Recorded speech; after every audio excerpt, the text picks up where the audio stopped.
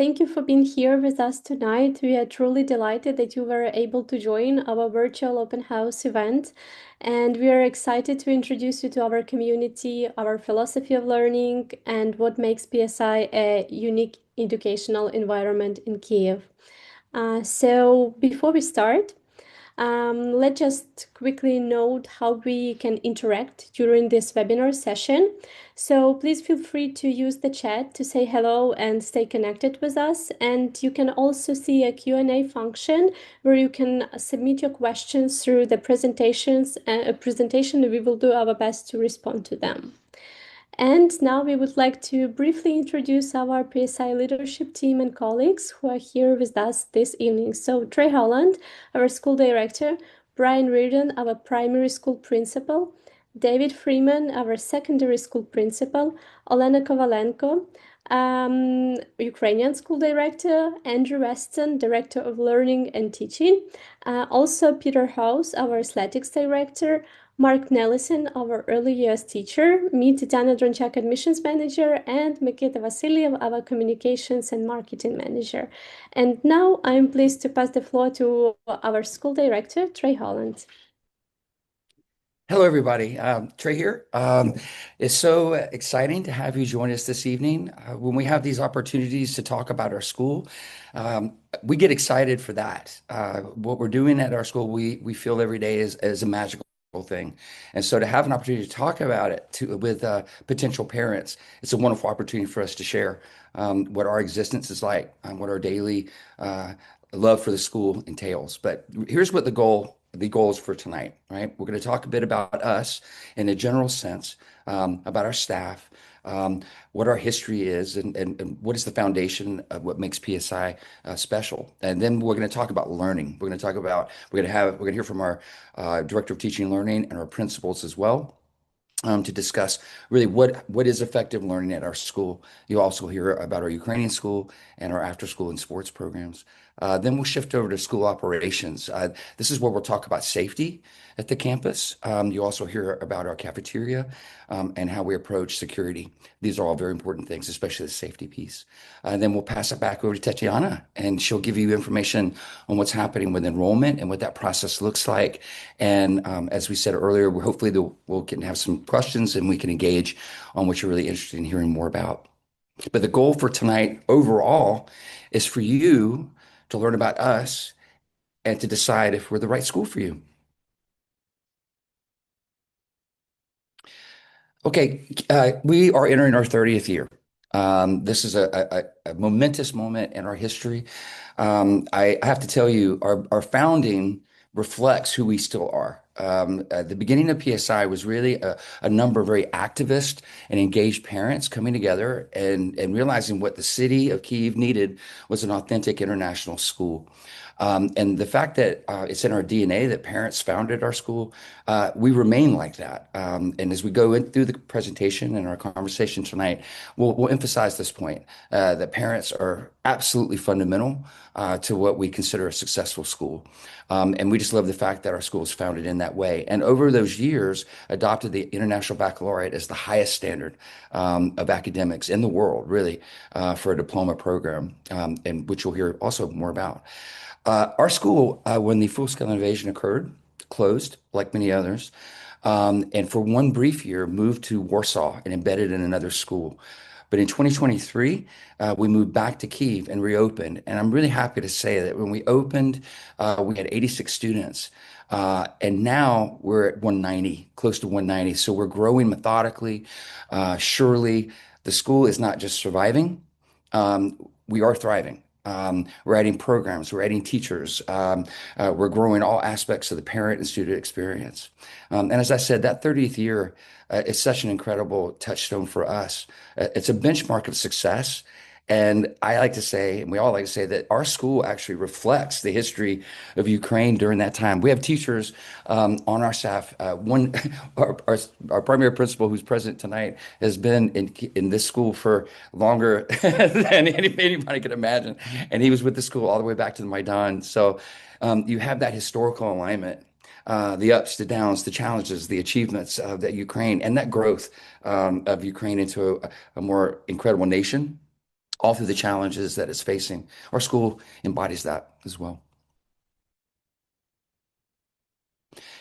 I want to invite all of our parents to really consider the following language in our guiding statements. Uh, as a parent myself, I think it's vital that when you're considering a school, you really want to take a close look at the watchwords, the founding language that the school bases its action on. And I want to start with our motto. These five simple words are some of the most powerful things you're going to find. A place where we belong. We live this every day. In fact, almost everything we do goes back to this simple idea, but powerful idea that every student, every family member feels like this school in our community is a place where they're welcome, they're seen, they're understood, and they can be themselves. And so, a place where we belong, it's an incredibly important piece of a healthy society. And so, we want you to know that this is what we drive our behavior by and how we set our standards for ourselves. Our mission statement, it really talks a good bit more about what the community is trying to be. Joyful learning. Effective learning is joyful.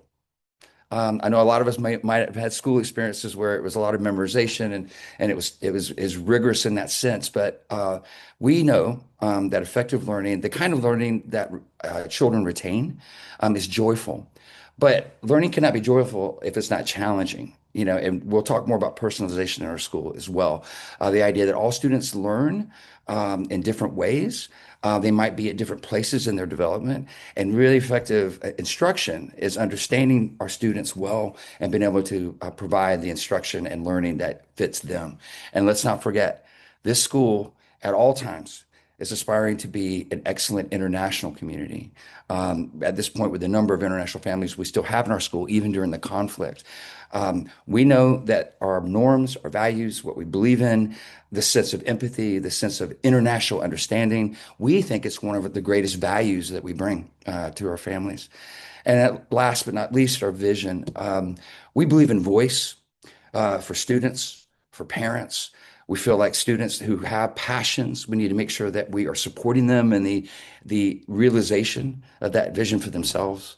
And again, part of that international concept is that it's been able to break down boundaries, not just between borders, but also between concepts and between theories and between their subjects, and making sure that all things are comprehensively seen as connected, which makes for a good global citizen, frankly. Okay, it's important for you to know also, we think we're great, but it's also good to know that others tell us that we are if we have the proper accreditations. International Baccalaureate, again, the premier academic diploma in the world. We are certified in the primary years program, the middle years program, and the diploma program. And we are the only school in Ukraine that has all three levels of the International Baccalaureate. Next, among the other certifications we have, we think this is the most important for you to know about. NEASC, or the New England Association of Schools and Colleges, is the premier independent school accreditor globally. And we are midway through our accreditation now, and we will be starting our reaccreditation process next year. It's a 5-year cycle. So it's, again, successfully being accredited by NEASC tells you that an external professional entity has gone through all aspects of our program, our teaching, our campus, our finances, and puts a stamp of approval on our school. Okay. We cannot move forward without talking about the need to value giving at our school.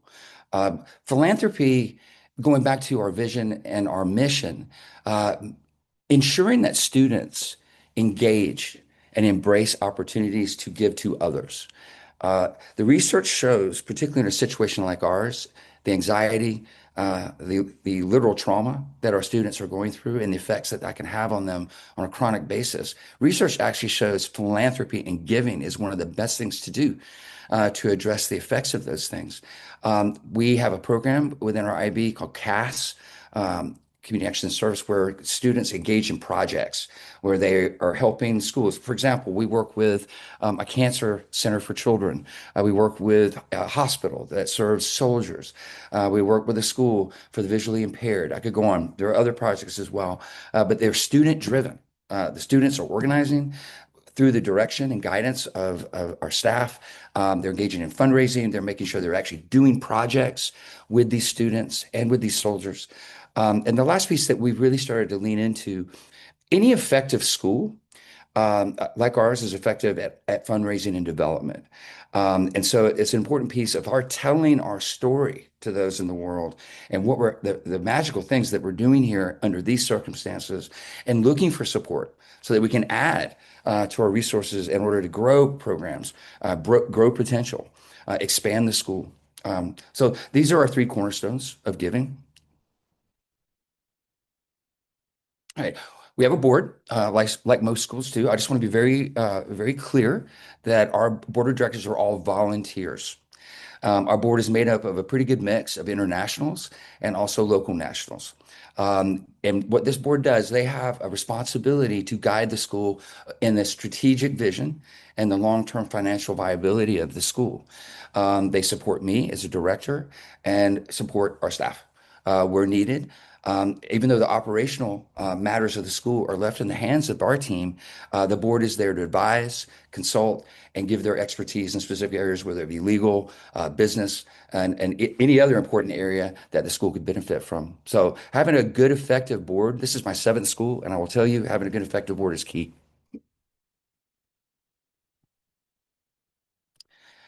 And none of this would be possible without our faculty. Our faculty hails from 13 different nations. The average number of years of experience on our staff is 9.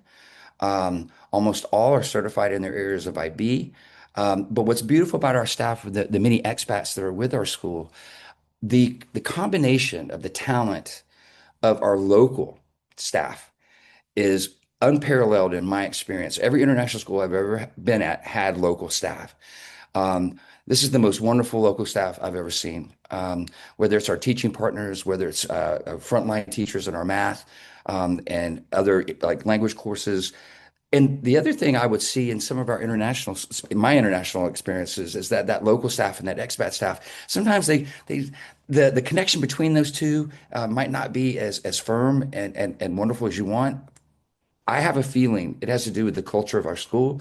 I have a feeling that it has to do with what we're all facing together to keep the school open and thriving. We don't have that problem. We simply do not have that problem in our school. Our locals and our expats work seamlessly together to create the best educational experience for our children.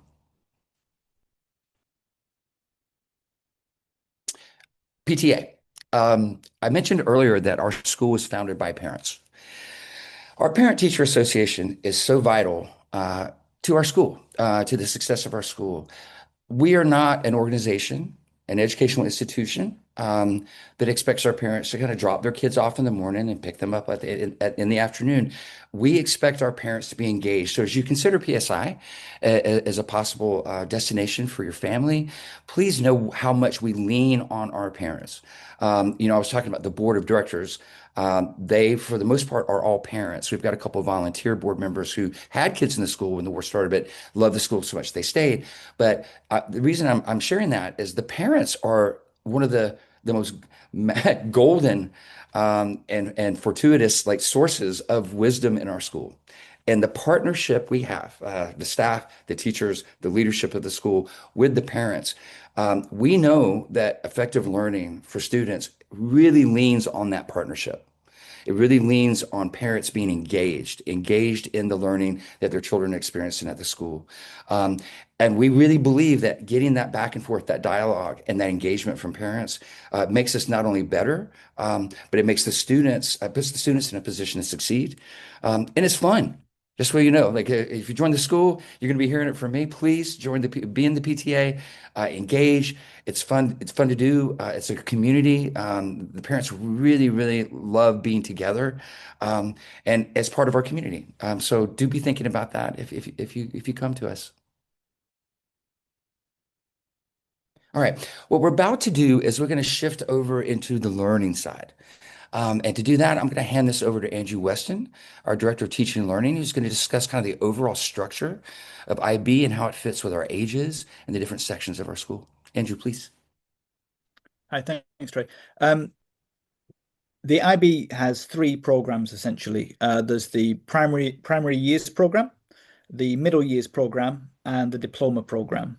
And the IB is a framework within which we build the curriculum that we teach here at PSI. We're the only school in Ukraine that offers all three IB programs in the same school. Something that we're very proud of, and we really push this as kind of the way that we educate our students, which is that we're using the IB framework to build students right from the earliest years that they join us all the way through to when they graduate with the diploma program. And we feel that gives them a really strong basis for moving on to universities and future careers. At PSI, though, we divide the school into kindergarten, primary school, and secondary school. And what that means is the PSI grade placement. In the kindergarten area, we essentially have early years and kindergarten. So EY 3 and 4. So when they're 3 years old, they start in early years 3, 4 years, early years 4. And our KG, kindergarten class, is from 5 years old. And the primary school is grades 1 through to 5, from 6 to 10-year-olds. And then our secondary school is made up of middle school, which is grades 6 to 8, and high school from grades 9 to 12. And grades 11 and 12, this is where you have that diploma program, which is where they do the DP exams in the last 2 years. That's the basic overview. Sometimes it gets a bit confusing, and we like to kind of use this visual as often as we can to help people understand how it breaks down. Next slide. All right. Good evening, everybody. It's my pleasure as a member of the early years team to introduce you a bit about the early years program we have at PSI. And now I might be slightly biased as an early years teacher to tell you about our early years program, but it is actually scientifically proven that this is one of the most important developmental stages for your child to be at our school. And ages 3 to 5 are not simply preparation for learning, but it is the foundation that learning is built upon for the years to come. By the age of 5, a child's brain has developed around 90% of its overall structure. And also, during these early years, the brain forms up to 1 million neural connections per second. So you can imagine how crucial these years are. Now, in our early years program, these connections shape language, emotional regulation, which is a big part of learning as well, social emotional skills, executive functions, and also thinking skills, and also skills that are essential for the transition into the primary years program around collaboration and problem solving. So academic learning starts in early years. Now, in early years, we focus a big part as well on English language skills during these peak years. And we don't just study English in a traditional sense, but we have interactions with the children through play, interaction, and building relationships between the children, between us as teachers, between specialists that we have within our school that help the children to transition confidently as well into the primary years program. Now, our groups are quite small, and that enables us to give a lot of individual attention to what our students need, and that prepares them academically, socially, and emotionally. So we support independence, resilience, and also early executive skills from the very early start. And this will help them to transition very easily into our primary years program. Now, in many systems, early childhood focuses already on early formal academics, so think worksheets and all that. Now, we don't avoid worksheets altogether, but we recognize that science says that that is not the primary mode of learning for little students. We focus on play-based learning, inquiry-driven learning. We have discussions with the children, and we adapt our teaching to the questions that little children have. And those little children, they have a lot of curiosity. So that's we don't just teach what we need to teach, but we adapt to the curiosity of the children and adapt our teaching to their needs in that sense. So play is not free time in early years, but it is already the brain development that the child needs to have academic success later on. Now, I'd like to pass on the word to Mr. Brian, who can tell you more about the primary years program. Good evening, everyone. Thanks so much for that, Mark, and outlining the foundations of the PYP. And as Mark sort of alluded to, many of these elements that are focused on in the early years, they flow through to our primary years program, and starting at KG3 and into grade 1. I'll do my best to sort of encapsulate the program within the couple of minutes that I have. But as I'm sure Tatiana will allude to later, you're more than welcome to come onto campus and visit us and speak to our teachers and come into the classrooms and see this for yourself if you can. The PYP really is about 6 units spanning the course of a year. A unit of inquiry, as we call it, will last for 5 to 6 weeks. Within that unit of inquiry, it's a thematic-based unit focusing on either social studies or science or both in some cases. All of these units will have strong language and maths elements. And really that's what we aim for with our units, to try and integrate curriculum areas as tightly as possible. We understand that when there are strong connections between maths and literacy and social studies and science, and students can see those strong connections, that it just helps learning develop a lot quicker. That's what we aim for. So 6 units over the course of a year under different themes. Of course, they have different specialist classes as well: physical education, art, music, Spanish, and Ukrainian. These units of inquiry, they need to be engaging, they need to be personally relevant. We start by looking at local issues and then expand out to global issues, and bringing in that sort of global element. Literacy and numeracy are huge elements of any unit, and like I said, we try and make strong connections between the theme of the unit and the relevant maths or the relevant reading material that associates with that unit. It's conceptually focused, these units. We focus on the big ideas, and once students understand the conceptual understanding of a unit, then we start to get down to specifics and the details. The ATLs, as we call them, approaches to learning, the skills, specific skills, thinking skills, communication skills, those are integrated into every unit. And across the IB programs, reflection is a core element of all programs. And within units, at the end of a unit, at the beginning of a unit, midway through a unit, reflection is key. Thinking about the learning, thinking about the understandings that have been developed, and also action, which is not mentioned here, but we look to sit at the end of a unit or any time through a unit. How can we use our learning to sort of promote doing something positive, or making a positive change, as I like to frame it, to our community. And as Trey alluded to earlier, that service learning flows into middle school and high school. We try and build that in the primary years program as well, and making that action component a really strong element of our students' understanding in terms of giving back to community. I think that's the main areas of our program. Like I said, please come in and visit us and make appointments through Tatiana to do that. Thank you very much.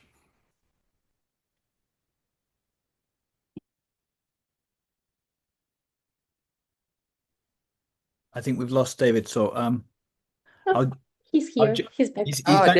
David's back. Okay, our secondary principal. Just in time, folks. That was great, David. Your timing was perfect. Well, actually, power's come back on and I've got a stable connection, so I'm happy to join with you. Yes, middle school. One thing about middle school is I need to tell any parents with a middle school child is just hang on for the roller coaster, because it's going to be a ride, folks, because they're going through so many changes emotionally, physically, that sweet child who came down the stairs yesterday will come bouncing down the stairs, growling at you today. So you got to get used to that. And we understand that. You know, many of us have had children who've gone through this process, so we understand what we're dealing with. One thing that we do to help through this transition is we have advisory classes where we hope they will try to work through some of the issues that's confronting them at this time. You can count on them seeking more independence, and they do. But there's one thing you have to understand: your children need you as much or more during adolescence than they ever did. You need to be close and supportive, and you know, in a way, it's kind of like herding cats. You want to have some things that they will enjoy in middle school is they'll have separate subject teachers, including their English language and literature teacher, additional languages such as French and Spanish, and all kids have class. Even if they don't speak Ukrainian at home, they're having Ukrainian.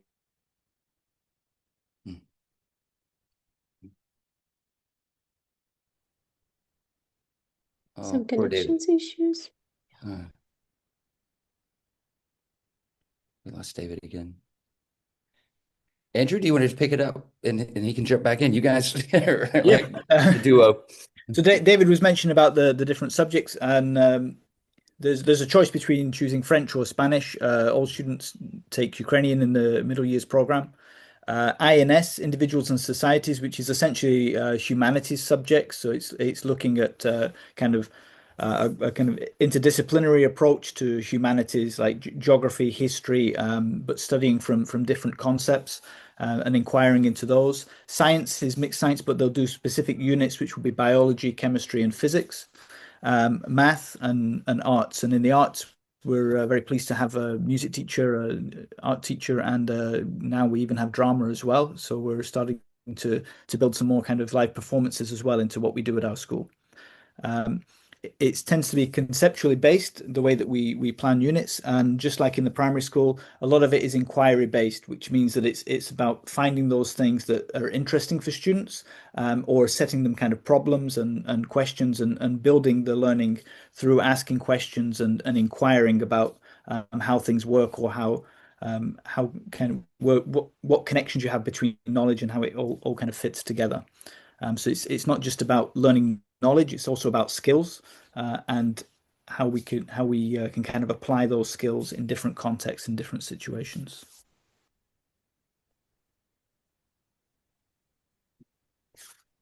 Can you hear me now? Do I have a connection? You are back. Yes. Yes, Okay, you're back. great. It's always nice to be back.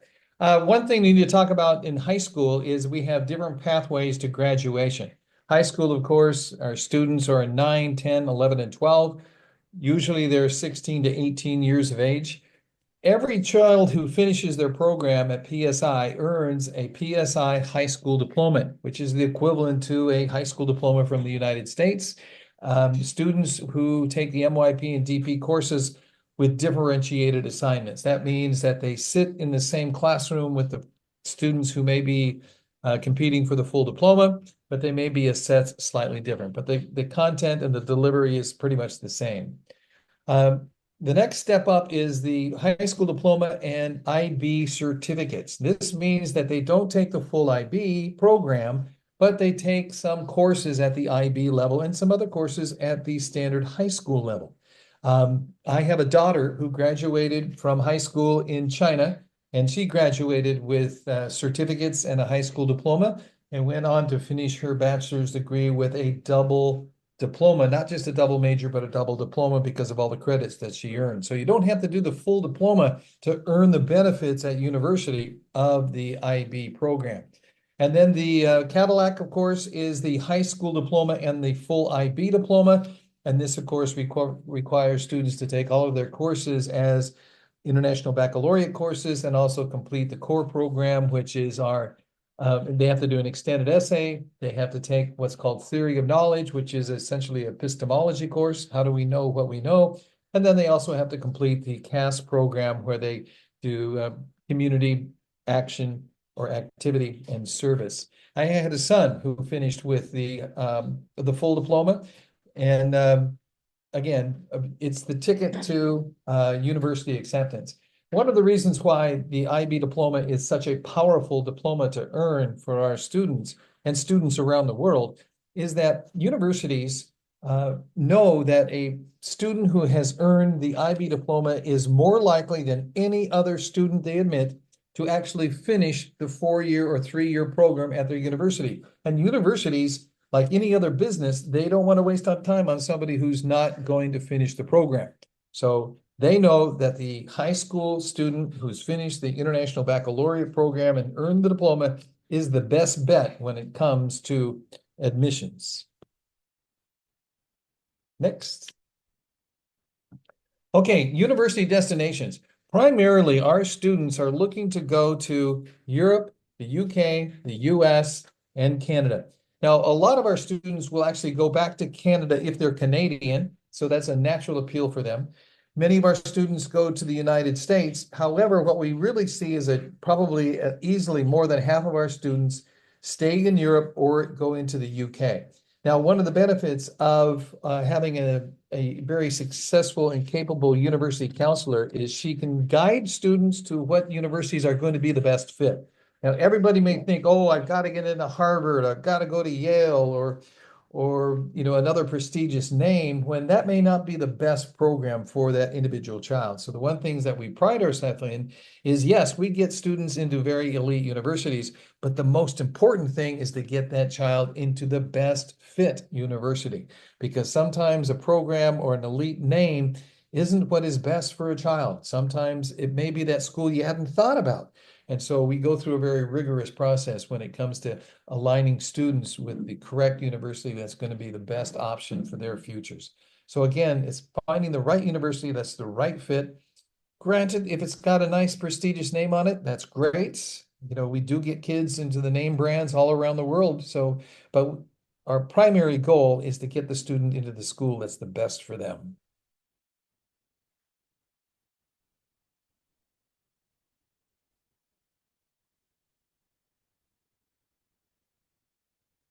You're on mute, Trey. That was a rookie mistake, wasn't it? I just want to, Andrew, David, and Brian, for them to kind of encapsulate what the academic structure and focus and goals and how we go about learning at the school. But I just kind of want to take us back to those founding pillars of what the school commits itself to. And these are our 4 main areas. And again, we judge ourselves according to these daily. The most important thing, as always, is the physical safety of your children, which we'll discuss more in terms of our shelters and our approach to the drilling and making sure kids know where to be and our teachers know how to keep them safe under any contingency. But I want to introduce you guys to a concept called social emotional learning, or SEL. It's a pretty powerful philosophical approach to an academic program that, in addition to the customary areas of study, whether it's a language or the arts or athletics, what you're also trying to do is introduce children to a sense of themselves and a sense of self-regulation, emotional growth. As they learn academically, they're also learning as a human. And so when we're looking at our programs, we're constantly applying this goal as well. Psychological safety, I don't have to tell any of you that this is core to what we do at the school. We have a very strong psychological team, counseling team. We lean into the other ideas of making sure, like trauma-informed practice, making sure that we are understanding our kids as humans and how they're dealing with these particularly challenging circumstances that we have right now. And it can affect kids differently. Some kids will respond to the anxiety and stress of these days by being more quiet. Another might be a little more aggressive. Another one might have strange boundaries for a while. But however that may be, making sure that not only the teachers are aware and the teachers are trained in this, but again, having the counseling staff and the academic leadership all working as one to make sure that our kids have that psychological foundation and support. And we already just went through the academic culture. Clearly, we commit ourselves to being a school of excellence and making sure that our kids grow into the young adults that they want to be and get into the schools that they want to get into. Okay. I want to talk about voice at our school. This school, for all of its history, has leaned into this idea of voice. And what do we mean by that? It means that you're not always told what to do or told how it is. It's a communication. It's a collaboration. It's people working together for understanding. And students particularly. If you walk into one of our classes, and again, research bears this out. The more modern and effective approach to learning in the classroom is not what we used to call the sage on the stage model, where you have a teacher sitting at the front of the classroom and they're lecturing and they talk for 45 minutes straight and students take notes and then they might ask a question here or there and then there's a test or a paper. No, you probably heard it very loud and clear with our principals and with Andrew, that there's a lot of back and forth. Inquiry-based learning, and Andrew, I think, explained it well. It's about asking questions, right? And it's student guided. This is so key. Students are actually leading their own learning with the support. And by that, I mean that they have empowerment.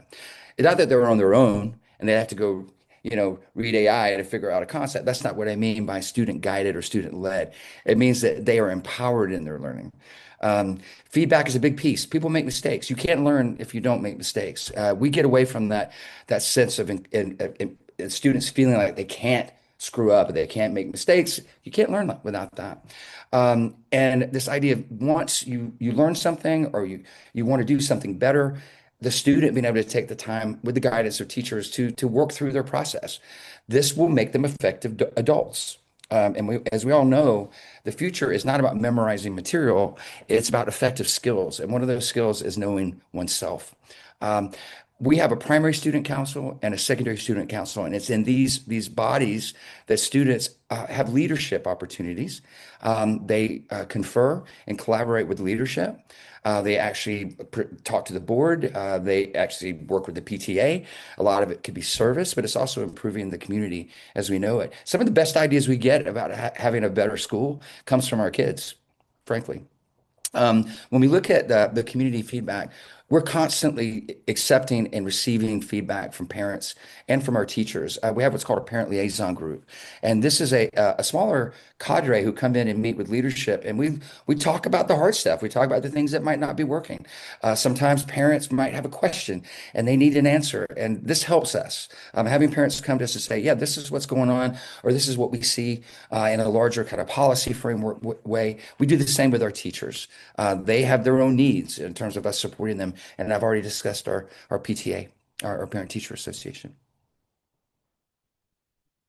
Thank you, Trey. Now, because we are trying to catch up on time and not make you stay with us too long this evening, we're going to skip those videos, but you will be able to watch them via email that Tatiana will share following this event.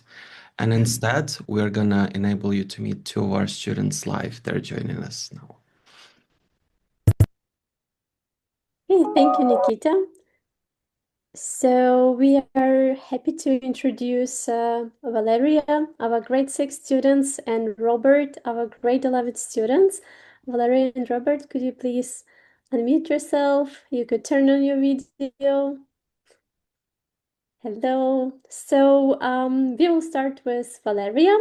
Valeria, the first question, could you please share with us what do you think makes PSI a place where you could learn and feel confident at school? Honestly, I'd say the support from teachers and the students, since they're very welcoming. Also, maybe the surroundings, since once you get to be in the school for a while and know it better, it's actually very cozy. And I'd say one of the best places I've ever been to. Thank you, Valeria. And another question to you. What is the one thing you enjoy most during your school day at PSI? Honestly, everything in PSI is fantastic, but if I had to pick one thing, it would probably be the food from the cafeteria. Because the cafeteria ladies and other like chefs work very hard to make it, and it's actually better than 5-star restaurants. Wow. Thank you very much, Valeria, for sharing. And Wow. Robert, Could you please share a little bit of your experience with us? So, what skills and habits are you developing at PSI that you think would be important for your future? Yeah, so at PSI, I think I'm developing strong time management and organization skills because of how much work the DP has. You need to plan ahead and meet all the deadlines and also balance all the subjects at once. I think I'm also improving critical thinking, mostly in subjects like global politics and economics, because we need to analyze real world issues. And yeah, another important habit I'm building is probably resilience, because learning how to handle pressure during exams and everyday life without getting overwhelmed is very important right now, I think. Thank you very much, Robert. And one more question for you. What kind of support at PSI helps you most right as a DP student? Yeah, so the support that helps me most right now is for sure clear structure from teachers and the feedback that they give us, because detailed comments on essays and, for example, IAs tell me exactly how I can improve. And I also find it helpful that teachers are easy to talk to and they're always willing to explain things again if needed. Yeah, Thank thank you you. very much, Robert. And You we're guys rock. okay, so pass it on to Andrew Weston.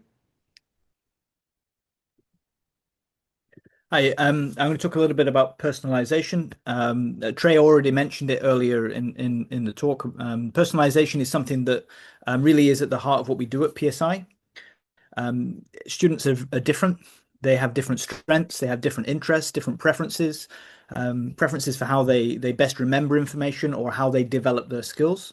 And learning at PSI, it's not just about following some kind of set program and teaching, as Trey says, from the front or from a textbook or anything like this. We try and personalize what and how students learn. It's also about how the IB is. The IB is a framework, and within that framework, our teachers develop curriculum and develop content that's going to interest the students and be able to kind of push them forward. We get to know how students learn. We get to know and understand where they're at with their learning, what skills they're strong in, which they have less confidence with. And then what we do is we build on those strengths and those areas that they need to grow. And we try and help them to get to where they need to be. So that's kind of what personalization is about. It's about challenging all the students to help them continually make strong progress in their learning. That can include building confidence as well, especially to be reflective. By developing reflective skills, it really helps the students to understand what they've been learning themselves, and then that helps them to become more independent learners as they go on. We make sure we kind of look for appropriate challenge. We also, in the secondary school, we've introduced explorations, and we're trying to broaden students' exposure to different things. So with exploration, we've introduced things like STEM courses, and we're trying to look for other things that we can do. We've introduced drama this year through exploration as well, trying to find those different things that students expose them to different things and different experiences. And there's also a co-curricular program that offers extracurricular activities after school in particular, and Peter will talk a little bit about that later on. A brief thing here about the structure of the school day at PSI. So arrival is from 8 o'clock in the morning, but the lessons begin at 8:15 and the day finishes at 3:10. And we have co-curricular activities which run from 3:15 till 4 p.m. I think there are some, particularly for team basketball and things like this, that run a little bit longer than 4 p.m. On Thursday afternoons, we run our Ukrainian program for Ukrainian families, and you'll hear more about that later on as well. Next slide. I'll also talk a little bit here about student support, and then I'll hand over to Trey. At PSI, we have a designated student support team, and that consists of English as an additional language teachers, some teaching partners that work specifically with students who have additional learning needs. We provide some pull-out classes, so additional classes where we might take students to work in a small group, to work on their English or to work on some specific skills. Robert was mentioning about organizational skills and time management skills. We help students throughout the school with that to build those skills over time as well. The student support team also works very closely with the counsellors. We have 2 counsellors at the school. And they also work with the homerooms. The counsellors work with the homerooms and with the advisors. So you see on here as well, advisory and homeroom teachers in the primary school. They run first thing in the morning. They have all the class together and they focus on that kind of social emotional learning. And in the advisory sessions, we also have a focus on social and emotional learning, checking in with students, and counsellors help with that and come into the different advisory groups and the homeroom groups to help with the social emotional learning. And another thing that we've introduced into advisory this year are learner portfolios. Students create individual learner portfolios so that they can develop these skills, presenting, talking about and explaining what they've been learning and how they're progressing in their learning. And that's a key part of them reflecting and thinking how they can build their learning and become independent learners too.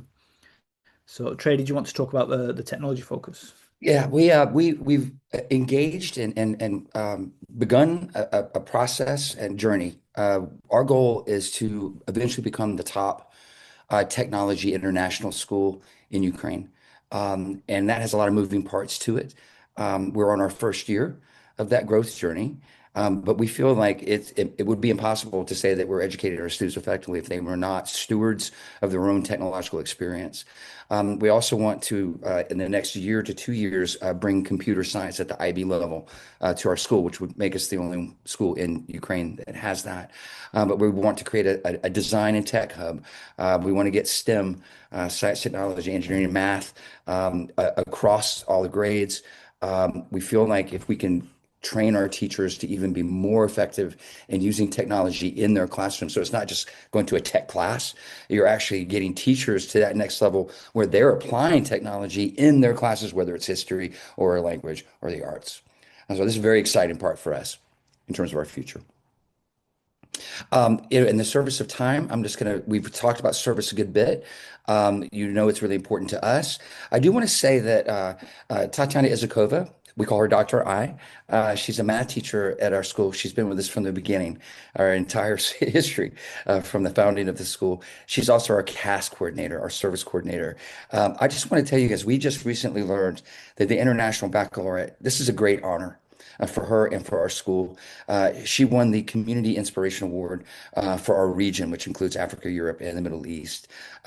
So if you take a tour of the campus and you meet Dr. I, give her a good congratulations. It's such an incredible moment for all of us in recognition of what we're trying to do at the school in terms of service. Okay, we're going to be handing this over now to Ms. Olena Kovalenko, who is our Ukrainian school director. Добрий вечір. Хочу представити вам сьогодні нашу українську школу як частину освітніх послуг, які надає Печерська міжнародна школа. Ми маємо державну ліцензію, і як результат наші учні отримують документи про освіту державного зразка. Основна ідея української школи полягає в тому, щоб поєднати українську програму та міжнародну програму. Це стає можливим завдяки тому, що українська школа є учасником всеукраїнського експерименту, і в нас в українській школі викладаються лише предмети українознавчого циклу: українська мова, українська література, історія України, географія України, основи правознавства та захист України. Інші предмети ми перезараховуємо, результати з інших предметів ми перезараховуємо з міжнародної програми. Навчання в українській школі проходить за екстернатною формою. Це лише один навчальний день на тиждень, а решту часу діти приділяють міжнародній програмі. Важливою перевагою є те, що по завершенню навчання наші діти отримують 2 документи про освіту – український державний та міжнародний. В українській школі працює викладацький склад, який налічує 11 висококваліфікованих педагогів, один із них – доктор наук, 3 кандидати наук, 6 педагогів мають вищу категорію, і 2 педагоги є учасниками конкурсу «Вчитель року». Ми пишаємося нашим молодим і динамічним колективом, який завжди готовий до сучасних викликів у сфері освіти. На нашу думку, така організація навчання, яка існує у нас на сьогодні, дозволить вашим дітям здобути ту освіту, яка в майбутньому відкриє для них двері до найкращих можливостей. Дякуємо за увагу. Чекаємо вас у нашій школі. Дякуємо, Олено. І сьогодні ми також маємо на зустрічі нашу ученицю 11 класу Дарію. І попросимо Дарію також розповісти нам трішки про досвід навчання в українській школі. Тобто, Даша, скажіть, будь ласка, як ви вважаєте, яка головна цінність української школи у міжнародній шкільній спільноті? Добрий вечір всім, перш за все. І мені здається, що головна цінність української школи в міжнародній спільноті – це збереження нашої національної ідентичності у глобальному контексті. В умовах міжнародної школи, де домінує англійська мова, можливість вивчати і використовувати українську допомагає нам не втратити свою ідентичність і бути грамотними та красномовними, принаймні в українській. Ну і водночас це формує багатомовність, що важливо в сучасному світі. За допомогою літератури ми розвиваємо ідеї свободи та гідності, вона розвиває наше критичне мислення і здатність аналізувати тексти. Вивчення історії допомагає нам зрозуміти шлях нашої держави і боротьбу за незалежність та місце її в цьому світі. Особливо зараз, у період війни, мені здається, що знання історії стали не лише академічними, але й практичними і основою нашої громадянської свідомості. І ми вчимося аналізувати причини та наслідки подій, розуміти цінність нашої свободи. Ну і також бонусом програми є те, що навіть якщо ми поїдемо за кордон отримати вищу освіту, якщо хтось потім захоче повернутися та працювати в Україні, то є можливість податися в український університет і також навчатися паралельно заочно і отримати диплом, якщо є така необхідність, звісно. Але мені здається, найважливішим є те, що потім, навіть якщо ми поїдемо навчатися за кордоном, ми зможемо бути гідними представниками нашої України, нашої культури, і українська школа допоможе нам знати про нашу країну. Дуже дякуємо вам, Даша, сьогодні за таку чудову відповідь. And now I hand over to Peter House, our athletics director. Good evening, everyone, and thank you for being here. At PSI, we believe that learning does not stop at the classroom door. Our athletics and co-curricular program is a vital part of school life. It supports students' holistic development and strengthens the overall student experience. We run 3 seasons, autumn, winter, and spring, each lasting 10 weeks. A wide range of activities is offered Monday to Friday for students from kindergarten to grade 12.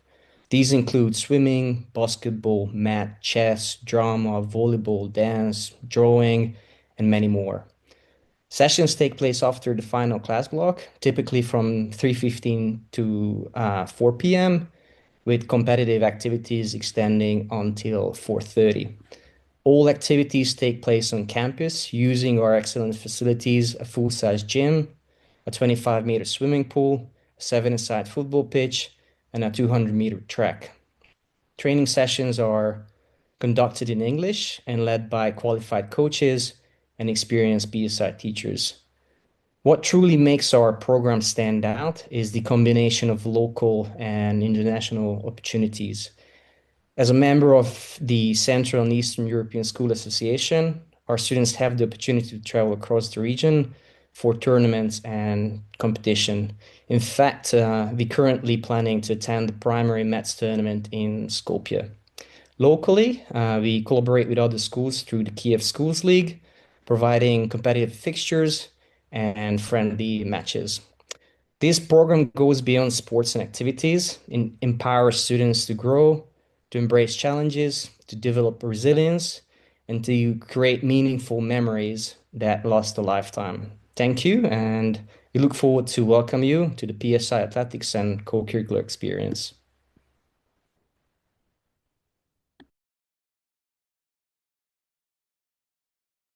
Trey, you're on mute. No, there we go. Got it.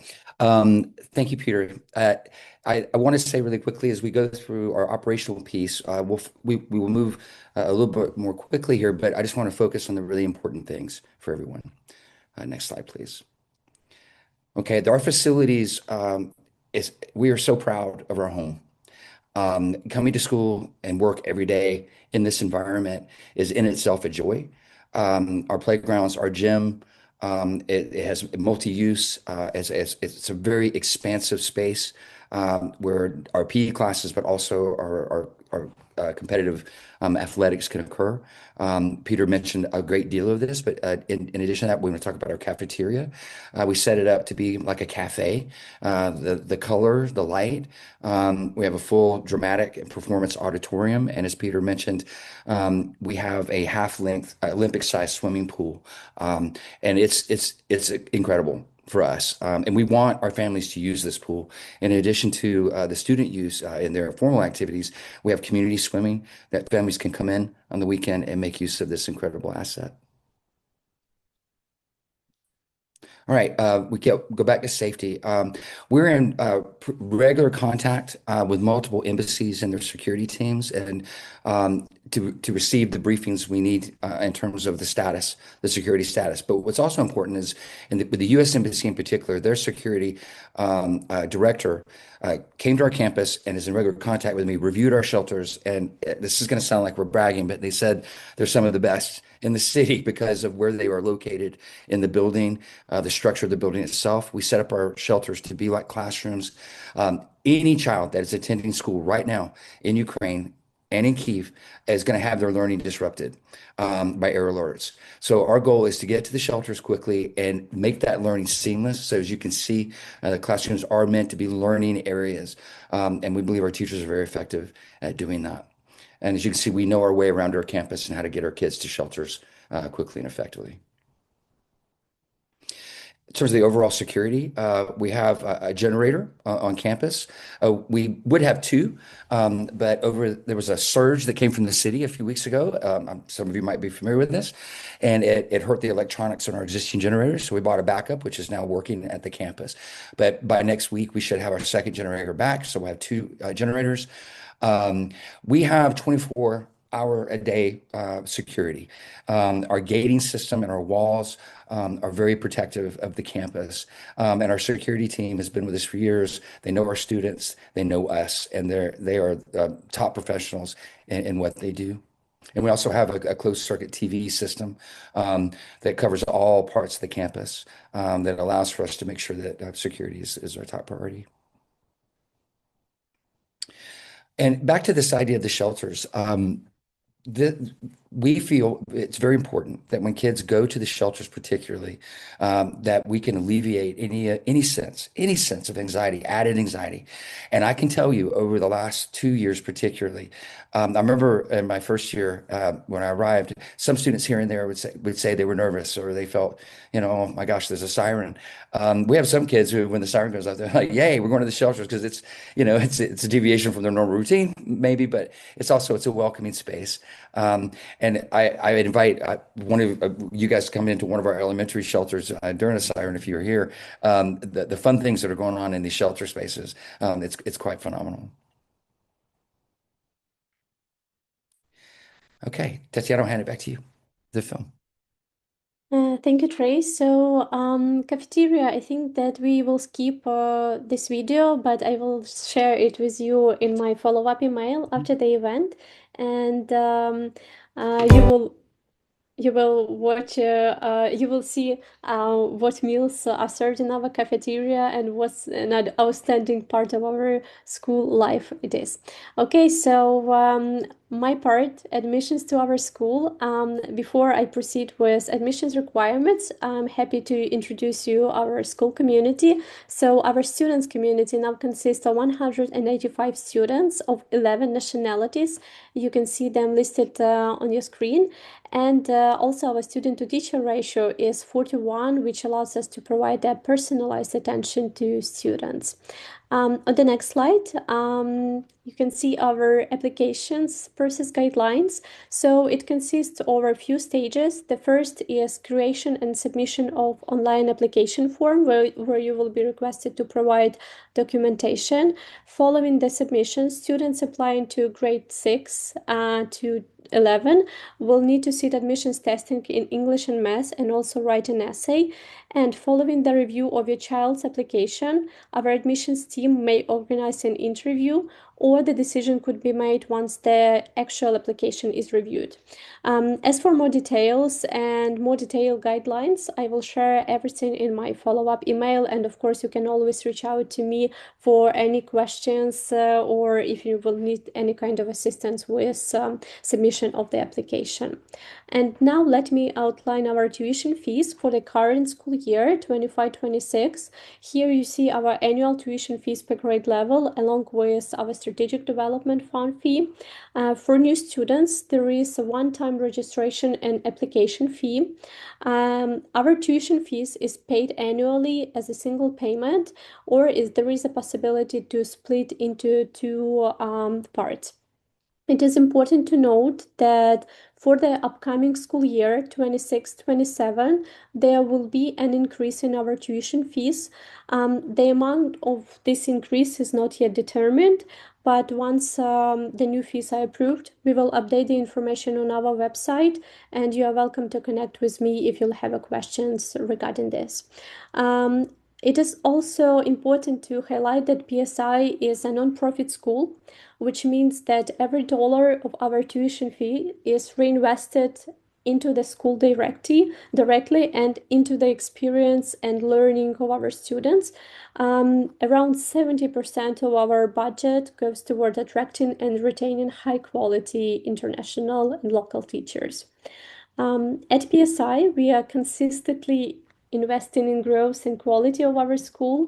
And for the next year, our plan includes expanding our international faculty by adding 4 more overseas teachers into our primary and secondary school divisions, also strengthening our academic leadership, enhancing our campus facilities, like updating our heating capacity, building new playground, and renovating our current one. Also, developing new academic and extracurricular program to support our students' future readiness, including our Break Tech initiative by adding new courses in AI, computer science, programming, robotics, and STEM, and also growing our athletics and art program. And now we move to our Q&A session. We invite you to write your questions in the tab or in the chat box, and we will do our best to respond to your questions. You can also raise your hand in case you are not able to type the question, and we will give you permission to speak and ask directly.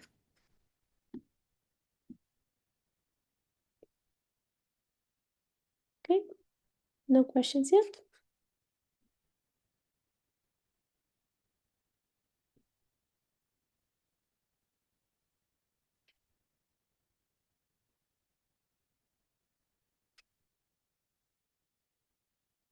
Okay, we have the first request. Okay. Irena, you can ask your question now if you unmute yourself. Yes, hello. Can you hear me, colleagues? Yeah. Not colleagues, but everyone. Hi, good evening. I have a question, but it's kind of complicated. I'm not sure how to ask it in English, so I'll switch to Ukrainian if you don't mind. Доброго всім вечора. Питання полягає в тому, ми послухали презентацію стосовно української школи і що вона буде поєднуватися, чи може поєднуватися з IB-програмою.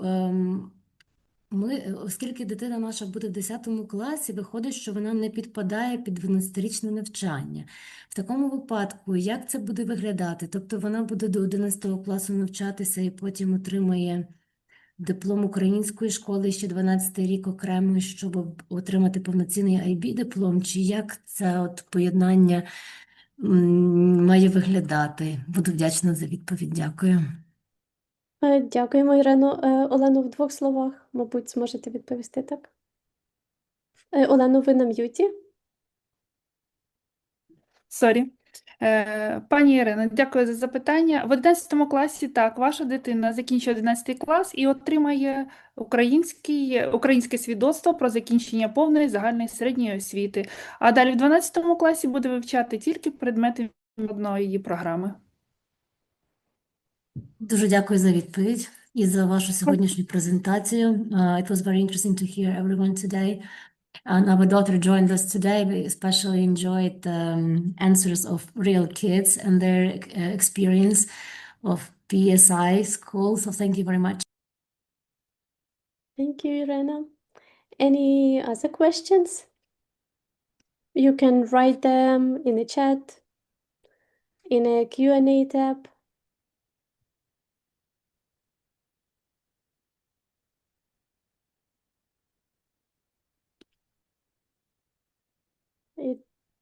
I think we don't have any other questions.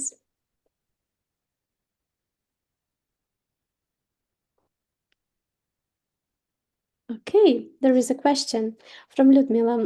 Good evening. Thank you for the session and thank you, Ludmila. The question is, do you accept ADHD students that need assistance with emotions and self-regulation? I think it's a question to Andrew Weston. Yeah, we do, and we have students who do have different needs, but we work with the families and we make sure that we are able to provide the learning that they need and the support that they need.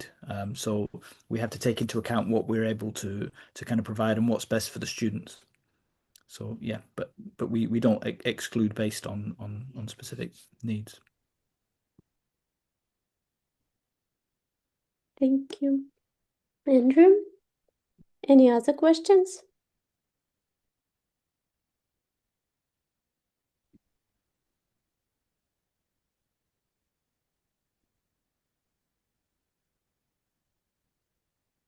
No questions. Okay.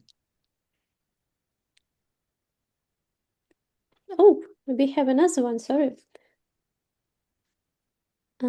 So could you please advise if in a middle school all subjects are taught by foreign teachers? Most of them are. However, we do have a couple of middle school teachers who are Ukrainian. For example, we have obviously our Ukrainian teachers, but we also have a math teacher who teaches in the middle school in Ukrainian, and we have one of our English language arts teacher is a Ukrainian, but all of the other ones are foreign nationals. David, if I could also jump in real quick there. There's a lot of experience, even on this call with international schools. And I just want to assure all of the parents present that there are no international schools in the world that have just international teachers. It's considered to be part of the student experience to engage and bring together the host national culture as well. So it's actually part of the design of an international school to have a number of of local teachers strategically placed throughout the program.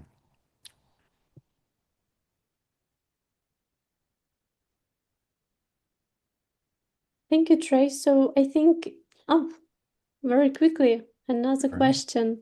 Just thank you. Thank you, Anna, for asking. In case any other questions would arise, you can also share them with me via email. I will send you a follow-up message after the presentation. So just please respond to my email, ask any questions you have, and me or my colleagues would be delighted to answer them. And thank you for today's sessions. Thank you for being with us. Thank you so much. Have a restful and safe evening, everyone. Слава Україні! Героям Героям слава! слава!